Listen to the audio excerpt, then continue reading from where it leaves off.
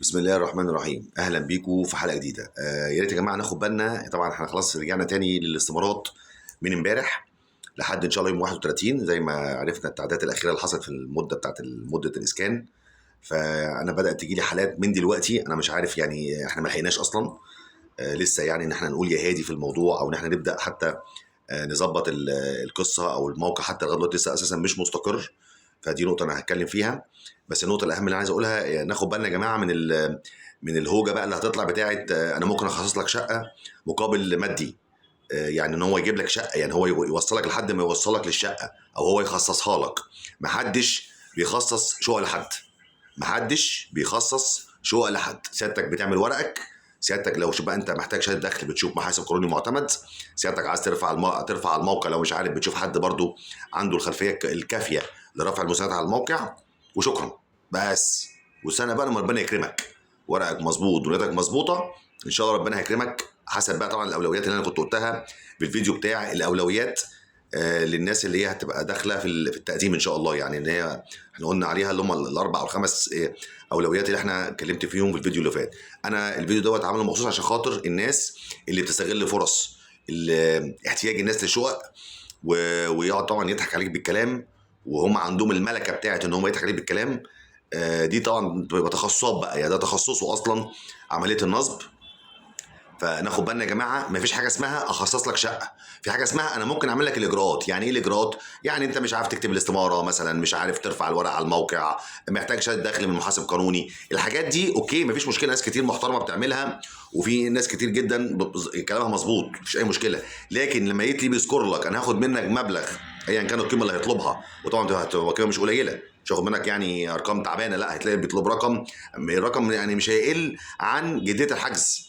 اللي هيطلب منك رقم عشان يقول لك اخصص لك شقه، هتلاقي الرقم اللي هو طالبه لا يقل عن جديه الحجز بتاعتك اللي انت دفعتها 30. هيقول لك هاخد زيهم وانا هخلي الشقه تجيلك، هخلي الشقه تبقى بتاعتك او هخلي الشقه تتخصص لك.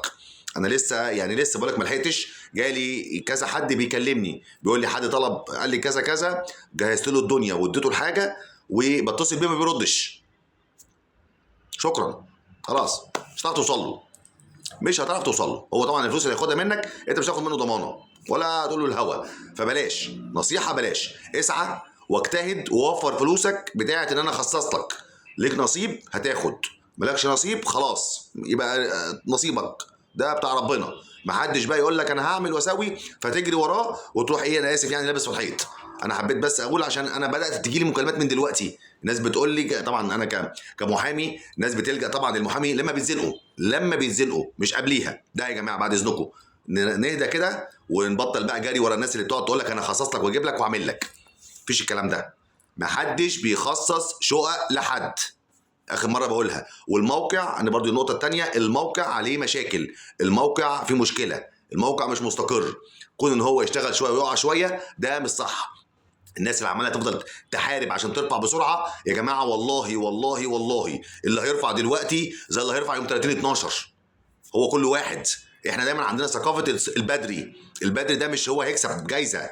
اللي بيرفع دلوقتي زي اللي هيرفع يوم 30 او 31. انت معاك لحد يوم 31 12 بالليل ترفع على الموقع، فالموقع يبقى عليه ضغط. فالناس ما بتسكتش، فاكره ان هو ما يرفع بدري كده هو هيتخصص له بدري. اولويات الشقق الاسكان يا جماعه اولويات وليس تقديم بدري او رفع المساندات بدري. انا بس حبيت اقول النقطتين دول. الموقع مش مستقر فاهدوا شويه عشان يستقر ويهدى ويكون هما ظبطوا لو في حاجه عايز تظبط ويبدا يرفع ورقك على مهلك. مفيش اي مشكله خالص، محدش بيجري وراك. ناس كلها بتقول لك لا بسرعه عشان نلحق عشان نعمل، مفيش الكلام ده.